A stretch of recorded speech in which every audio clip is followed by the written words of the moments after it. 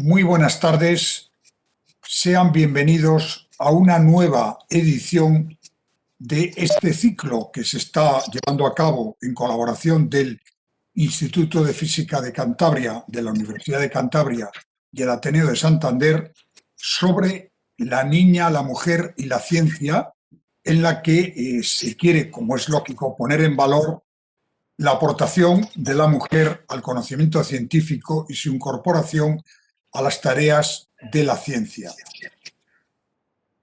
Como los últimos jueves, vamos a seguir con este ciclo de conferencias y hoy está con nosotros Almudena Starrich, vamos a seguir con este ciclo, paleoantropóloga que está estudiando a través de la dentadura de los fósiles que se van encontrando a lo largo de las excavaciones, la evolución tanto del hombre como de la mujer a lo largo de los años iniciales de la especie humana.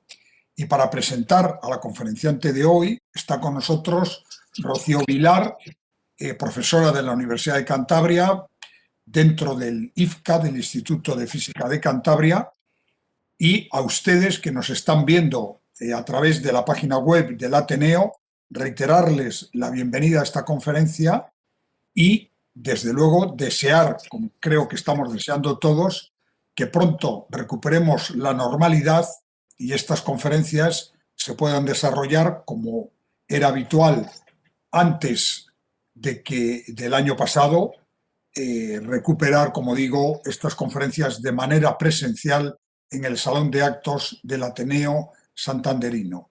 Y ya sin más, paso la palabra a Rocío Vilar.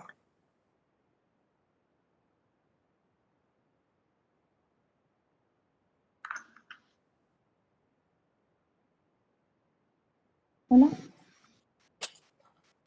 Hola, buenas tardes. Muchas gracias, Manuel Ángel. Quería daros a todos muchas gracias al Ateneo por acoger este ciclo y acogernos todos los años.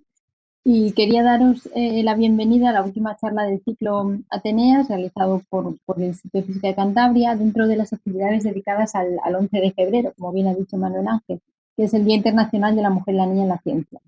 Este día tratamos de visibilizar que hay ciencia hecha por mujeres, que desarrollamos una actividad bastante importante y que nos gustaría que se nos visibilizara también. En este ciclo lo que tratamos es demostrar la investigación de estas mujeres y hoy acabamos con Almudena Starrich Albó, que estoy muy contenta porque Almudena es una chica joven con muchísimo empuje y además tiene mucha proyección internacional y ella nos va a hablar de lo que los dientes nos enseñan sobre la evolución humana. En esta charla nos hablará del valor de los dientes por la gran cantidad de información que conserva sobre nuestro pasado y sintetizará algunos de los hallazgos que nos han descubierto los dientes sobre la evolución humana, así como las técnicas que se emplean para llegar a estos descubrimientos. Y no digo más porque luego ella ya nos contará la charla y la podréis preguntar cuando acabe lo que queráis. Pero dejadme que os cuente su currículum, que como os dije tenía una proyección internacional importante y ahora veréis por qué. Es una investigadora bastante reconocida y con una carrera brillante. Es licenciada en Ciencias Biológicas y doctorada en Paleontología por la Universidad Autónoma de Madrid. Obtuvo un premio extraordinario de doctorado en la sección de Biología y dejadme que os diga que realizó su doctorado en el Museo Nacional de Ciencias Naturales del CSIC y desde entonces ha conseguido varios contratos postdoctorales en diversos sitios internacionales, como uno de ellos en Steinberg Research Institute, en el Natural History Museum en Frankfurt, en Alemania. Después uno financiado por el Ministerio de Ciencia e Innovación a través del programa Juan de la Cierva de formación. Suelen ser unos programas bastante competitivos en los que se presenta gente de bastante nivel. Y por último acaba de conseguir una Individual Fellowship Marie Skłodowska Curie Action, que es un postdoc bastante prestigioso de nivel internacional. Además ella la ha conseguido para irse al extranjero. Estará 2 años, que nos acaba de contar que se va en mayo a la Universidad de Arkansas durante 2 años y luego retorna aquí un año más para trabajar en el grupo de investigación de la Universidad de Cantabria, EvoAdapta, Evolución Humana y Adaptaciones Económicas y Ecológicas durante la Prehistoria, que es donde está ahora mismo, y además la veis en su laboratorio.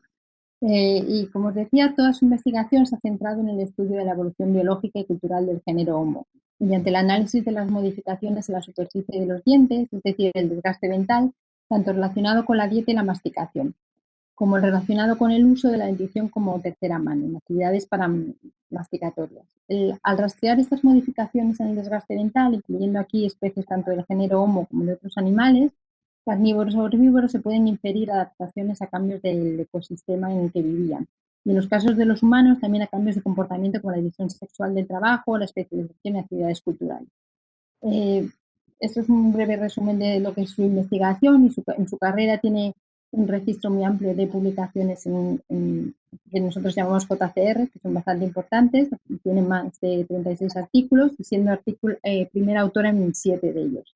Es un miembro activo del equipo de investigación de los neandertales, de la Cueva del Sidrón en Asturias y participa activamente en actividades de divulgación para el público general y además da clases a nivel de máster y senior en la Universidad de Cantabria. Así que es todo un placer y espero que luego le hagáis muchas preguntas a todo lo que nos quiere contar.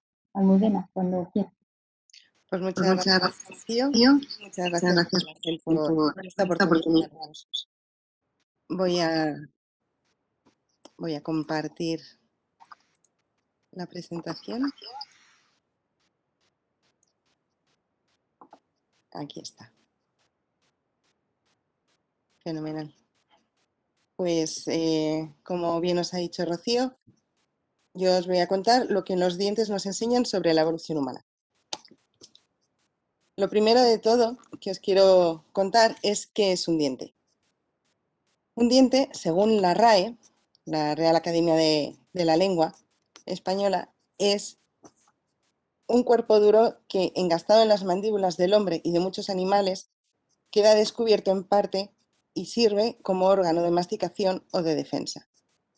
Es decir, un diente nos pone en contacto a nuestro organismo, a nosotros mismos, con el medio ambiente. ¿Vale? Es de los tejidos más duros que hay. Hay diferentes tipos de dientes. En concreto, para todos los mamíferos hay 4 tipos.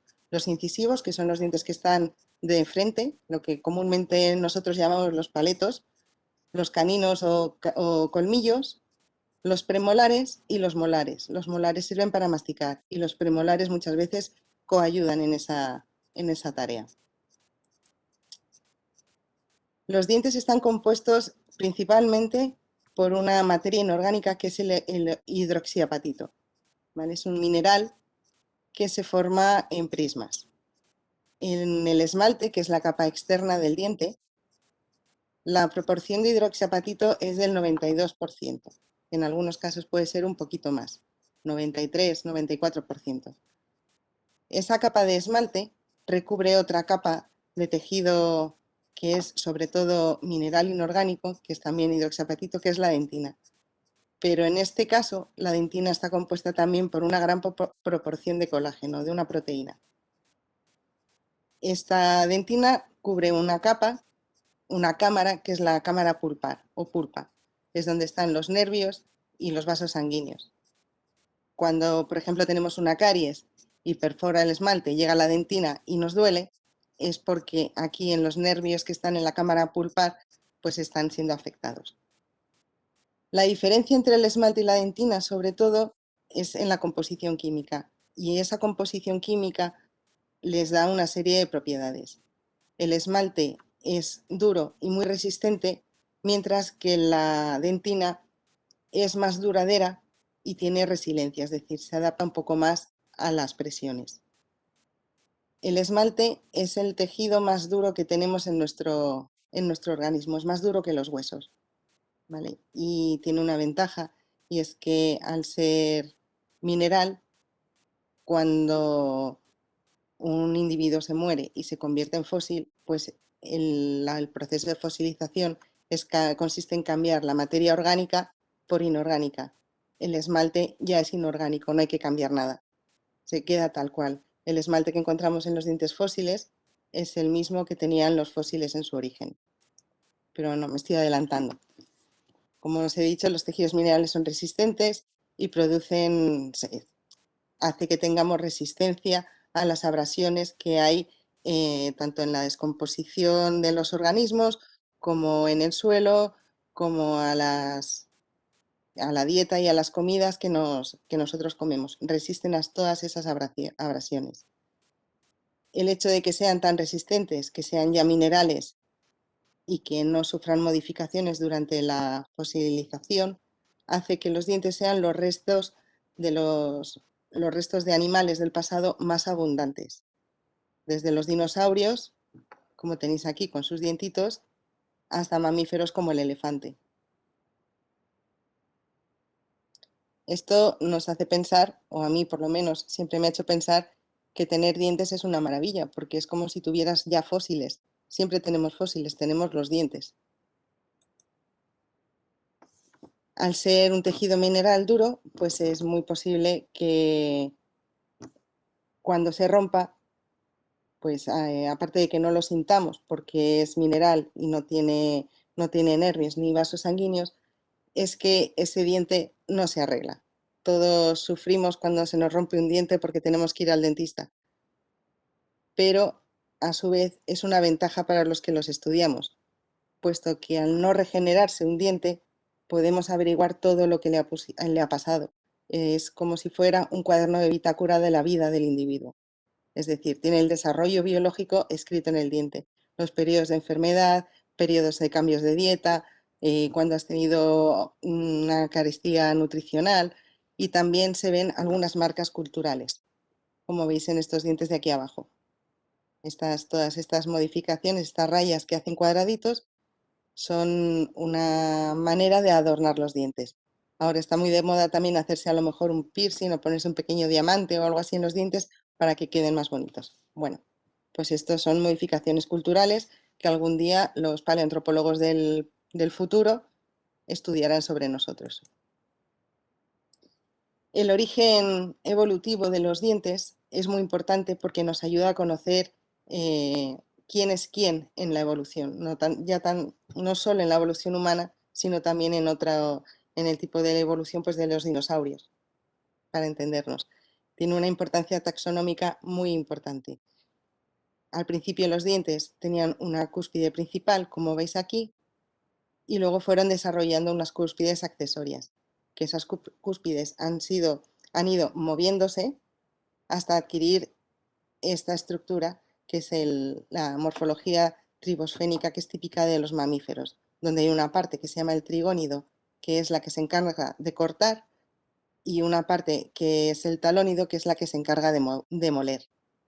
¿Vale? Lo primitivo es una cúspide y lo más derivado son estas 6 cúspides, a veces hay 7 cúspides. Nuestros dientes tienen esta estructura, no tienen esta forma, pero sí que tienen la estructura. Para que os hagáis una idea, pues bueno, los peces tienen una única cúspide, los reptiles también, aunque esa cúspide a veces tienen otras pequeñas crestitas que ayudan también a moler la comida y ayudar a la predigestión. Y los mamíferos pues tienen esa forma con una cúspide principal y las pequeñas accesorias, ¿vale? Desde las focas hasta el ratón, y aquí algunos ejemplos. El león, la zarigüeya, el humano, el panda, la vaca, este es un pequeño topillo, todos siguen más o menos esta forma, con unas cúspides principales y otras accesorias. La cúspide principal y las accesorias.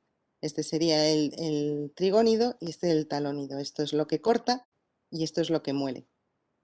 Ya cuando se ha producido la adaptación y uno se adapta a comer una serie de cosas durante millones y millones de años de evolución, pues se van haciendo modificaciones a ese patrón general, pero siempre se puede reconocer el patrón general. En cuanto a la evolución humana, pues cómo se ha cambiado o cómo ha ido desarrollándose ese patrón general nos ayuda a diferenciar un poco quién es quién en la evolución humana, a poner cara a esos dientes que nos encontramos en los yacimientos. Pues desde los chimpancés, que tienen una morfología característica, hasta nosotros hay diferentes formas. Homo habilis tiene unos dientes muy grandes, unas muelas muy grandes, y nosotros la tenemos más reducida. También tenemos menos cúspides que ellos. Y con los neandertales pasa lo mismo. Ellos tienen más cúspides que nosotros. Entonces, cuando nos encontramos un diente en un yacimiento, podremos saber más o menos a quién pertenece por la forma que tiene. También cómo está puesto en la mandíbula y una serie de cosas, pero los dientes ayudan a esa identificación taxonómica, a poner nombre y apellidos al resto que nos hemos encontrado. Más ejemplos, pues aquí para que lo veáis ya más de cerca, los restos. Pues aquí tenemos el Australopithecus afarensis. Como veis, los dientes son muy grandes, sobre todo comparado con nosotros. Y el Homo luzonensis es de la isla en Luzón, está cerca de la isla de Flores. Seguro que Homo floresensis sí que es más conocido. Pues veis el tamaño que cambia y también cambia la forma y cómo están las cúspides. Pues eso es lo que nos hace distinguir uno de otros. En el caso más cercano para mí, pues en este caso serían los denisovanos, neandertales y los humanos actuales. Esto es un tercer molar, una muela del juicio, y veis cómo cambia la forma y cómo cambia el tamaño. Pues aquí tienen una barriga los denisovanos, que los neandertales la tienen más pequeña y los humanos modernos casi no lo tienen. Y el tamaño ha cambiado un montón. Pues estas características morfológicas y morfológicas y métricas nos dan una idea y nos ayudan a dar nombre y apellido a cada diente que nos encontramos en un yacimiento. ¿Cómo es la estructura de los dientes? Pues ya os he comentado que tenían la capa de esmalte que cubría la dentina, pero ese esmalte crece de una manera peculiar. Crece por se llama aposición. Son los prismas de hidroxiapatito van creciendo, pues cada día se pone un poquito en ese prisma. Entonces, en ese prisma vemos estas pequeñas deposiciones, son como una tarta de capas, 1000 hojas, que se van poniendo una cada día, ¿vale? Y se pueden llegar a contar y ves el crecimiento diario del esmalte. Lo que ves por fuera del diente son estas bandas y una vez haces un corte histológico y ves el diente por dentro, ves el crecimiento diario. Cada una de estas bandas, que se llama periquímatas, se tarda en formar una semana más o menos, entre 7 y 10 días. Entonces puedes saber cuánto tiempo ha tardado en formarse el esmalte de un diente.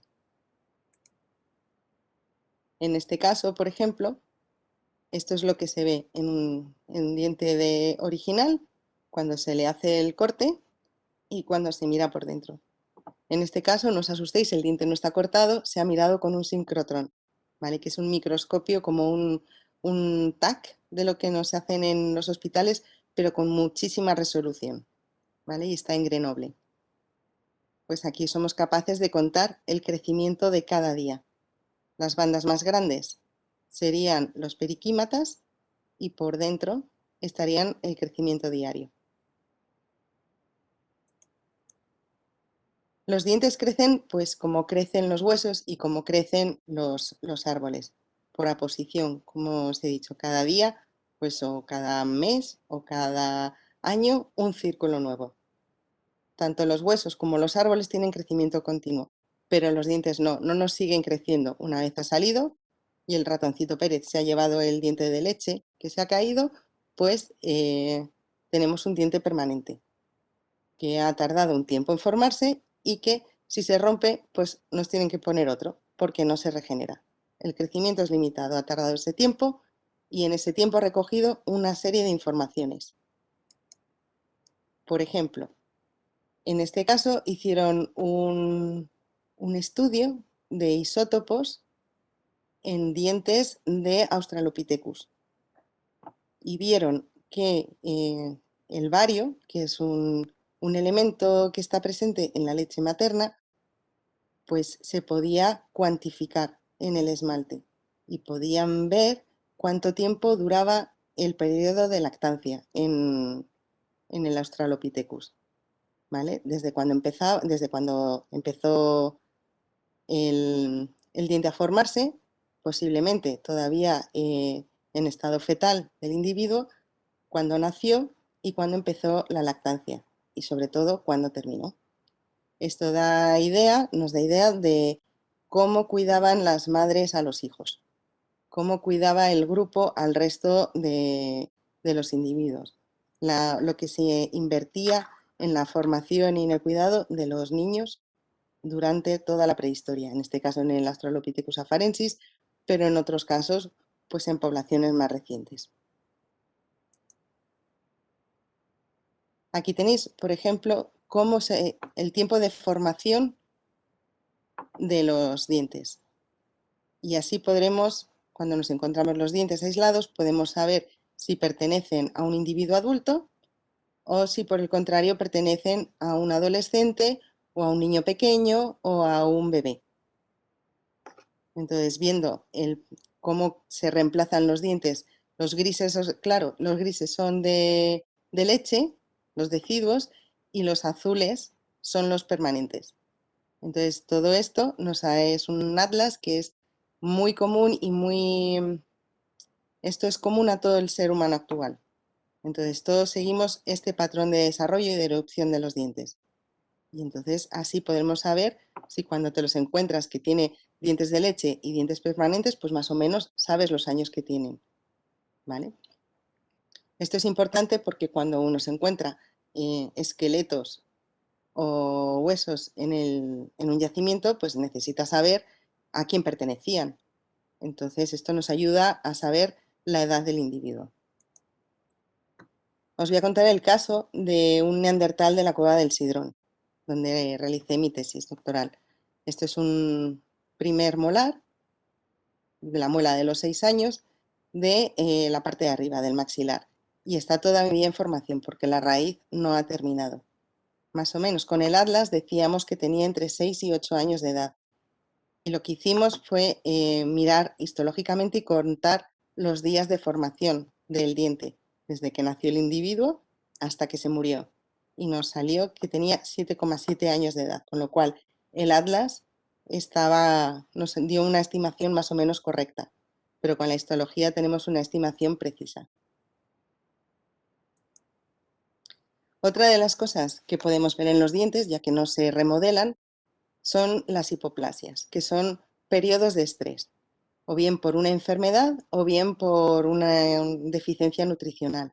Lo que veis en esta imagen, estas rayas son lo que se conoce como hipoplasias. Pueden ser rayas, pueden ser agujeros. Este pobre individuo tuvo un montón de rayas, con lo cual quiere decir que tuvo un montón de periodos de estrés. Si veis, las rayas están todas seguidas, aparecen en algunos dientes y en otros no aparecen.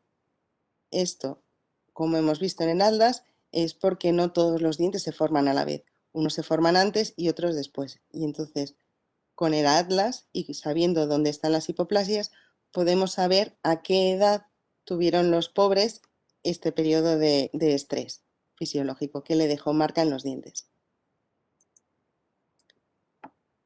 Por ejemplo, otra vez en los neandertales del Sidrón, pues hemos visto que hay una serie de marcas y que el periodo más grande es en torno a 2-3 años. ¿Vale? Casi todos los individuos tienen una marca en torno a los 2-3 años. Esto hemos interpretado que puede producirse debido al destete. Es decir, cuando el bebé deja de ser alimentado con leche materna y pasa a alimentarse con una dieta de adulto, no tenían los productos que tenemos actualmente de leche de continuación o potitos, sino que ya empezaban directamente pues con la dieta como los adultos. Y entonces, hasta que el estómago y el intestino pueden asimilar bien todos los nutrientes, pues el niño tenía un periodo de más o menos de deficiencia nutricional, hasta que podía asimilar todo. Y eso se producía más o menos en esta población en torno a los 2-3 años. La cosa más importante que podemos ver en los dientes es que se desgastan con el uso, lo cual está muy bien. Los dientes se tienen que desgastar. Se han ideado durante millones y millones de años de evolución para ser desgastados, para procesar la comida y y ayudarnos en la digestión. Aquí tenéis dos ejemplos. El de la izquierda es un individuo joven, veis cómo ocluyen todos los dientes, y el de la derecha es un individuo de edad muy avanzada, que tiene un marcado desgaste dental. Lo blanco es esmalte, lo naranja es dentina. ¿Vale? Veis cómo cambia la forma de masticar, la oclusión ha cambiado. ¿Vale? Esto tiene importancia también a la hora de cómo funciona la mandíbula, cómo se inserta en el cráneo y demás, y los dolores que puede haber y demás. Los dientes se tienen que desgastar. Esto es un desgaste normal, no es nada patológico. Era más frecuente en sociedades no industrializadas, pero nosotros ahora tenemos una dieta bastante blanda. Está todo medio procesado ya. Y entonces, pues por eso se nos desgastan los dientes un poquito menos. A la hora de estudiar el desgaste, lo podemos hacer de dos maneras. Una es a simple vista, que es el desgaste macrodental, y otra que es ya con un microscopio, que es el desgaste microdental. Según la escala a la que lo mires, puedes obtener una información u otra.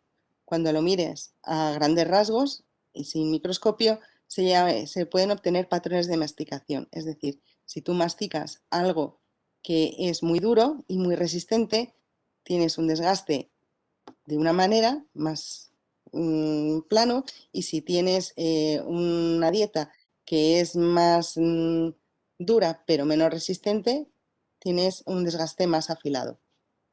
Si tienes que utilizar mucho las muelas, es más plano. Si tienes que utilizar más los premolares y los incisivos, pues es menos plano, es más afilado. En cambio, si lo miras con microscopio, es decir, el microdesgaste, la resolución temporal de eso es de las 2 últimas semanas previas a la muerte del individuo. Es lo que llamamos el efecto de la última cena. Es prácticamente lo último que has comido antes de morir. Para el estudio del desgaste dental tenemos unos patrones y en función de cómo sean, pues podremos saber si la dieta era más carnívora, si era más herbívora, si los materiales eran más resistentes o si se rompían más fácilmente. ¿Vale?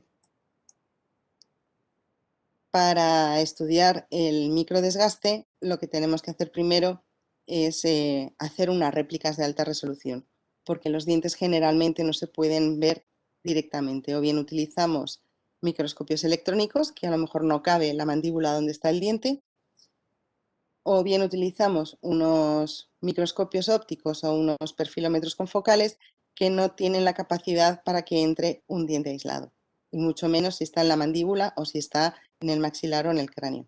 Entonces tenemos que hacer un molde de la corona. A la hora de hacer el positivo, pues hay diferentes materiales, esto ya a gusto del consumidor. Pero esto que veis aquí es una réplica, este es el molde, y esto es la réplica de esta dentadura. El material que utilizamos es el mismo que utilizan los dentistas, ¿vale? O sea que si alguien necesita un molde, yo puedo hacer moldes de esos dientes. Luego me los quedo para estudiarlos. Muy bien, el macrodesgaste. Pues para ver los patrones de masticación. Esto que veis aquí es un chimpancé y es una réplica de los dientes de un chimpancé. Y lo que está marcado en rojito es el contacto de los dientes de la mandíbula, de los dientes inferiores, con los dientes de arriba. Lo llamamos huellas dactilares, el analizador de huellas dactilares, porque cada patrón de masticación es típico de cada individuo. Hay unas pautas comunes dentro de ese patrón que nos ayudan a diferir la dieta a largo plazo, y hay otros patrones que son típicos de la manera de masticar de cada individuo, como su propia huella dactilar. En este caso, lo que hacemos es, o bien con el hueso directamente o con las réplicas, se hace un escáner de superficie de alta resolución. Y aquí tenéis un diente escaneado. Se le toman unas medidas en las facetas oclusales, en la zona de contacto del diente, de entre los dientes, de los dientes superior y diente mandíbula y diente inferior, y se mide el tamaño y la inclinación de esas facetas. Y así tenemos una idea de cuáles serán los movimientos más habituales durante la masticación. Que eso depende de lo que hayas comido. Así, por ejemplo, en los más antiguos, los del Paleolítico, pues tenían este patrón, ¿vale? Hay unas fases en la masticación, y entonces cambia la inclinación y la duración de cada una.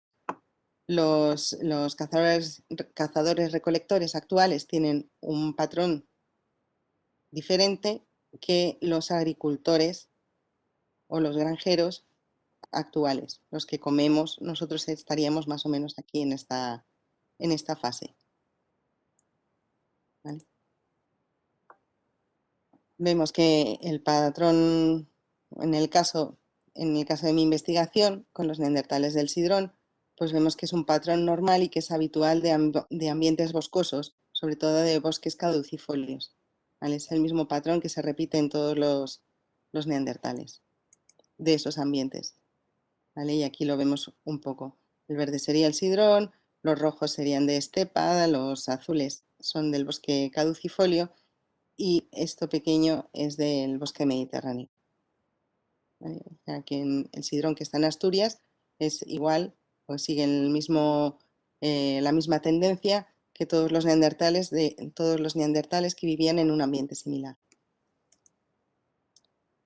Si lo miramos con mucho detalle, pues para eso vamos a hacer lo que se llama el análisis fractal de la superficie, que es lo de la última cena, el efecto de la última cena, las últimas 2-3 semanas antes de la muerte del individuo.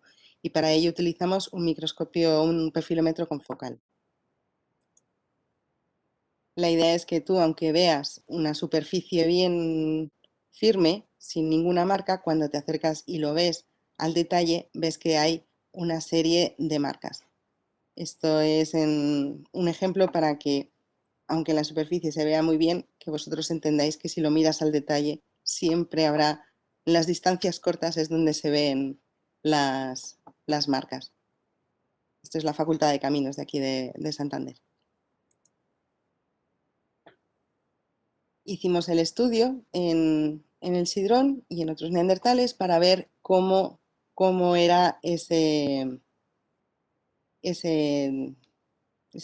desgaste a corto plazo, si en las semanas previas a su muerte habían comido todos lo mismo o si había variedad.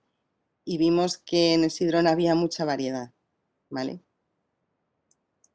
Esto se debe porque encontramos que había unas diferencias entre hombres y mujeres.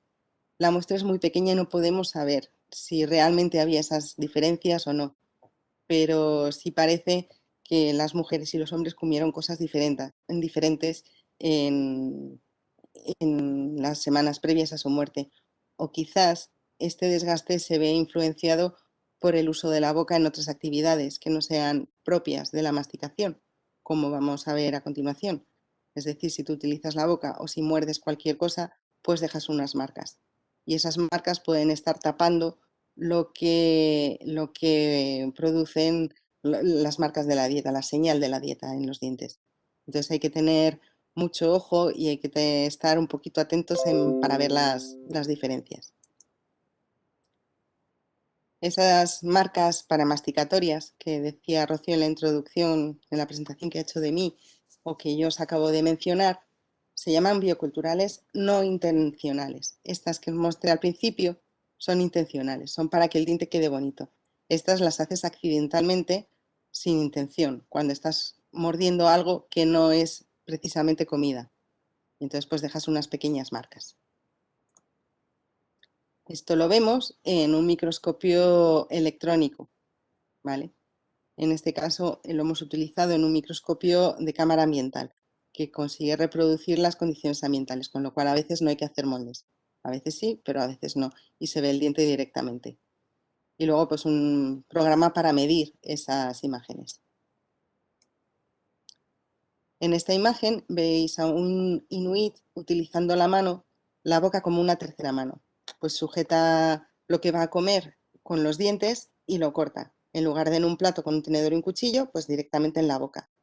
Y entonces a veces al cortar esa comida que se pretende masticar, pues araña los dientes. Y al arañar los dientes, pues deja estas marcas en los dientes, que podemos ver y podemos analizar.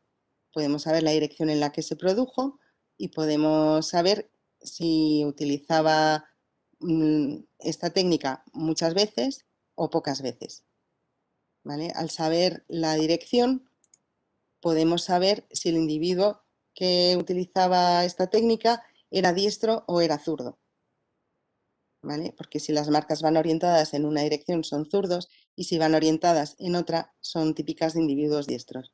Esto se sabe porque se han hecho replicaciones y se han hecho experimentos para saber cómo se producían estas marcas.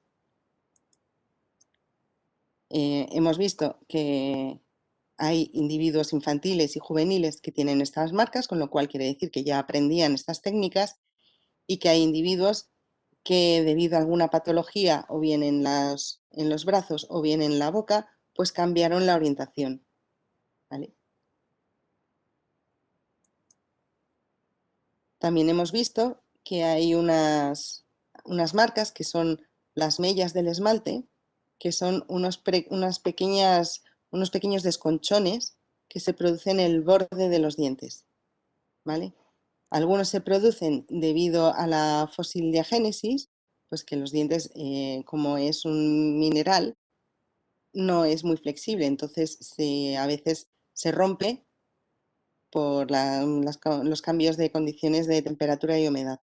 Pero cuando se producen ante-mortem, es decir, durante la vida del individuo, esos bordes están limados y están suavizados, ¿vale? Esa es la diferencia fundamental para distinguirlos. ¿Cómo se producen estas mellas? Pues aquí tenéis algunos ejemplos actuales de gente que posiblemente tenga que ir al dentista en corto plazo porque se habrán roto un poco los dientes. Abrir una botella, quitarle la chapa con los dientes, posiblemente consiga romperlo. Lo mismo que abrir los sobrecitos de ketchup, estos tan monos. También morderse las uñas, morder bolígrafos, dejan marcas, sobre todo si son metálicos, sujetar cosas con los dientes o cortar en lugar de utilizar tijeras, pues dejan esas mellas en los dientes.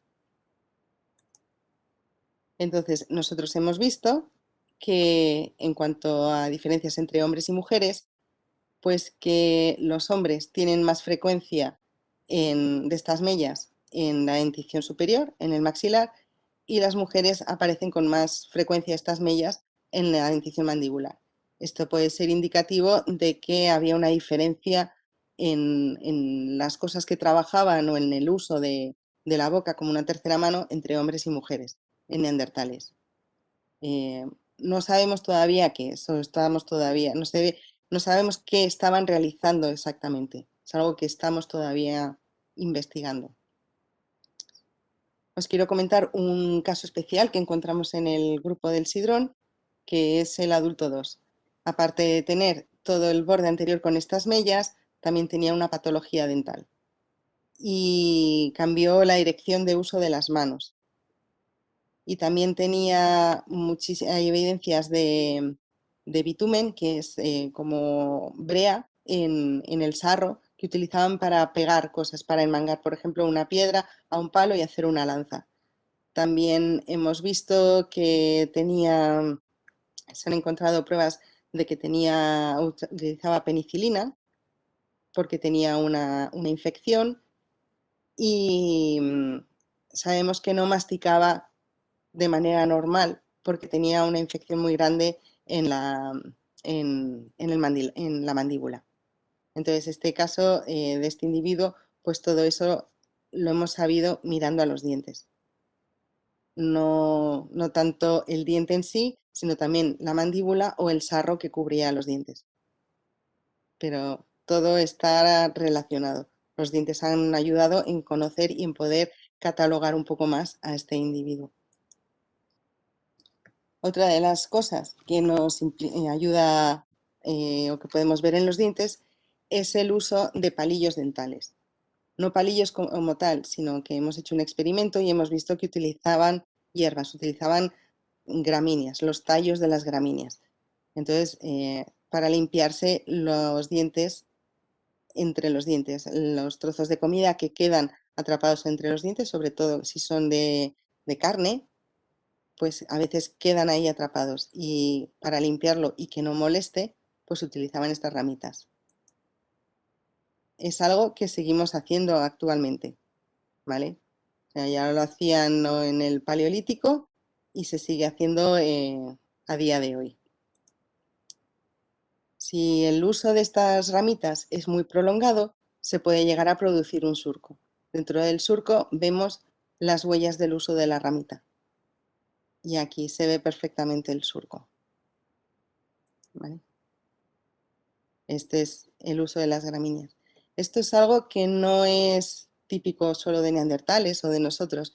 Esto es algo que se lleva dando desde hace más de casi 2 millones de años. ¿Vale? El surco más antiguo que se conoce es de eso, de hace 2 millones de años, en los humanos tempranos, en el género Homo temprano. Aquí tenéis otro ejemplo en la garganta de Olduvai, pues este individuo que no está claro si es un Homo habilis o es un early Homo, que se dice, un humano temprano, no está muy clara su adscripción taxonómica. Los dientes están muy desgastados como para saberlo. Pues en este individuo también vemos que hay estos surcos con estas marcas. ¿Vale? Aquí veis las marcas de los palillos. El uso de la dentición como una tercera mano y las inferencias del comportamiento no es algo típico de neandertales, pero sí que vemos a lo largo del Pleistoceno como desde el Pleistoceno temprano había pocas evidencias y cuando llegamos a los neandertales esas evidencias se acumulan. ¿Vale? Aumenta el uso de la boca como una tercera mano. A la vez que va aumentando su complejidad tecnológica, pues necesitan más herramientas para trabajar, más herramientas para sobrevivir y utilizan la boca, exactamente igual que nosotros hoy. Por eso decía, una de las frases más típicas es que muéstrame los dientes y te diré quién eres. Pero aparte de eso te diré cómo te comportas, tus hábitos dentales, la salud que tenías y qué comías. Y para terminar, porque de los dientes se puede estar hablando durante 3 horas o 300 años, pues os voy a contar un poco lo que voy a hacer ahora. Ya comentó Rocío que comenzaba ahora una Marie Curie, un contrato Marie Curie, un proyecto Marie Curie financiado por la Unión Europea. Y lo que voy a hacer es estudiar los cambios de comportamiento y de la dieta a lo largo de la ontogenia, es decir, a lo largo de la vida del individuo, desde que nace hasta que muere. Me voy a centrar en neandertales y en los primeros humanos que vivieron en la cordillera Cantábrica, en la región del norte de la península ibérica y del sur de Francia, y ver cómo todos estos patrones de desgaste usados en 3 dimensiones, es decir, con tecnología y con escáneres, pues pueden ayudarnos a saber y a comprender si estas diferencias en el comportamiento tuvieron algo que ver en última instancia con el reemplazo de los neandertales por parte de los humanos modernos. Y muchísimas gracias a todos.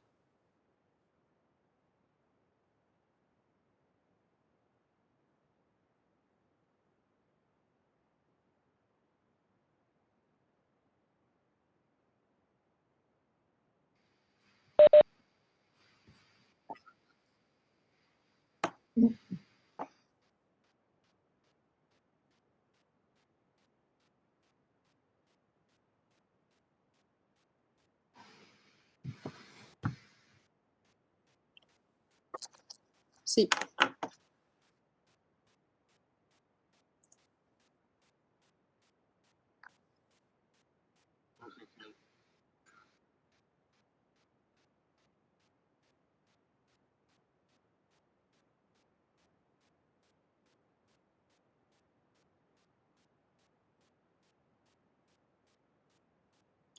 Gracias por asistir.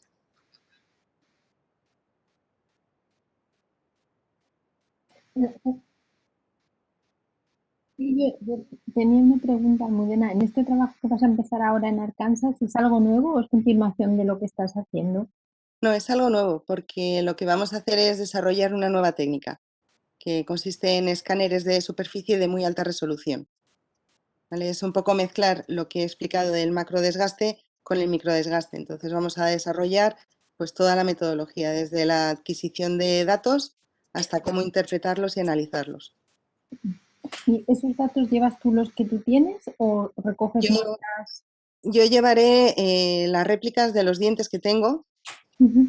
y los vamos a mirar desde el principio, desde cero. Y en función de eso también compararemos con los resultados que ya tengo de estas muestras. Esa es una pregunta. Cuando tú hablas de réplicas, quiero decir, ¿en las réplicas también se puede estudiar lo mismo que en los dientes reales? Si la réplica es de alta resolución, se puede estudiar lo mismo. O sea, que hacéis todas estas capitas y todos los círculos y todo lo Sí, sí, porque lo que intentamos es que sean técnicas no destructivas. Hay muchas técnicas de análisis de fósiles que lamentablemente se destruye el fósil. A mí me interesa que las generaciones del futuro también los tengan. Entonces yo intento hacer estas réplicas para conservar, de tal manera que si yo quiero mirar una cosa o un investigador de Alemania quiere mirarlo, podemos compartir la réplica y entonces pues el espécimen original se daña menos, que generalmente están depositados en museos para que los demás, para que todo el mundo pueda disfrutar de ellos. y es por curiosidad, pero en esas réplicas, porque para estudiar el interior del diente, ¿esa réplica qué hace? ¿Se mete por los poros o...? No, con las réplicas no se puede estudiar el interior del diente. Vale, vale. Es solamente para la superficie externa.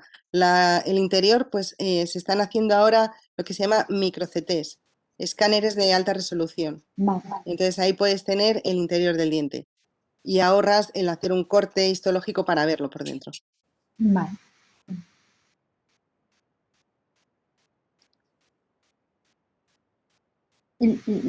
Cuando encontráis un diente humano o un diente de animal, ¿lo tratáis exactamente igual? ¿O hay alguna diferencia? La diferencia para conservación es la misma, ahí no hay ninguna diferencia. La diferencia está en que nosotros somos humanos y entonces nos hace más ilusión encontrar evidencias directas de nuestro pasado, más que del pasado de las vacas, por así decirlo. Entonces, en cualquier yacimiento todo el mundo se pone más contento por un, por un diente humano que por un diente de oso, aunque mirando el de aquí, este es más espectacular que un cráneo humano. Pero sí. Y todo lo que nos has contado de cómo se desgastan y lo que te indica es igual para lo que nos contabas de que podías ver si tenían infecciones y todo, esos mismos análisis los puedes hacer igual. En cualquier animal que tenga dientes, excepto todo lo biocultural, ¿vale? Nosotros somos el único animal que tiene cultura, por ahora, una cultura como la nuestra, que sepamos.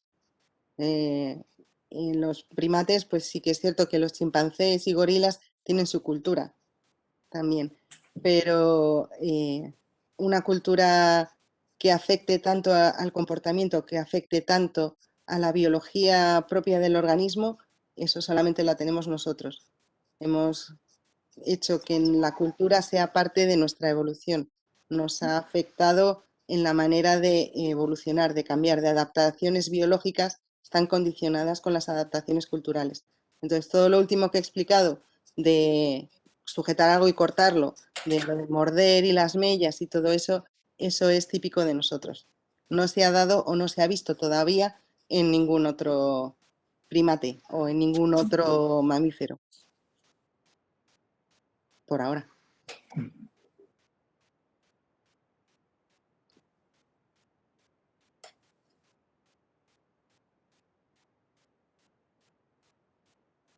Muy bien, pues si no hay más preguntas, Wilfredo.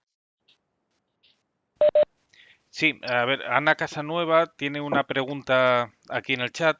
Te dice que muy interesante, que muchas gracias por la charla y una pregunta. ¿Con qué tamaños de muestras trabajas? ¿Cuántos hombres y mujeres del Sidrón tenías disponible y cuántos podrás usar en tu próximo trabajo? Pues esto es muy relativo. En el sidrón tenía todos los dientes disponibles. En total eran 13 individuos y con dientes 11. Tenía 3 mujeres adultas y una adolescente, o sea, 4 mujeres y 6 hombres, teniendo en cuenta también los individuos inmaduros y un individuo que no sabíamos el sexo. En cuanto al total, para la muestra, por ejemplo, de lo que me voy a llevar a Arkansas, son unos 400 individuos, entre hombres y mujeres y niños y adultos. Pero no siempre sabemos el sexo de los individuos fósiles. Es un poco difícil. Cuando están en completo, cuando está el esqueleto completo es más fácil, es casi seguro, pero cuando están los dientes aislados no se sabe el sexo. Se sabe la edad fácilmente, pero el sexo no. Si no se les hace ADN. Si se hace estudio de ADN es más fácil, pero no siempre se conservan fósiles. Pero sí, unos 400 individuos.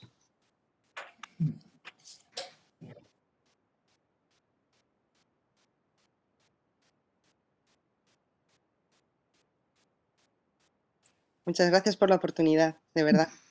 Ha sido un placer.